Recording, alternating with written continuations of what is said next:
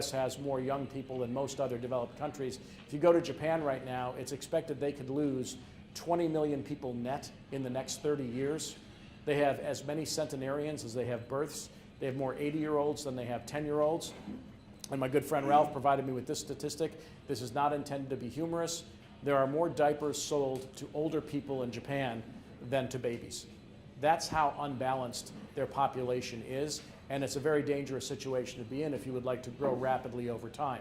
So remember that population or labor force growth plus productivity growth equals economic growth.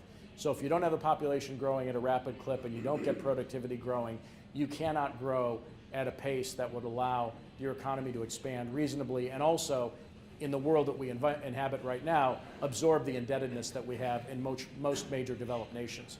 So we've been relatively stable. When you take Gen X, Millennials, and Gen Z, put them together, it's 143 million people, which is double the size of the baby boomers. The Millennials themselves just crossed the size of the baby boom cohort last year. So we're relatively better off than most other developed nations. Europe is aging faster than we are.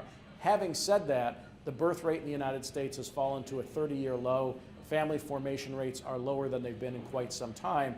And that's a challenge in the U.S. when you know, particularly in this part of the country, we have very constrictive immigration policies as well. So we're not getting people coming in from the outside, and we're not reproducing at a fast enough clip inside to support the economy and hit that 3% growth target that we'd like to hit, irrespective of tax cuts, irrespective of fiscal stimulus or low interest rates. We need to boost population growth.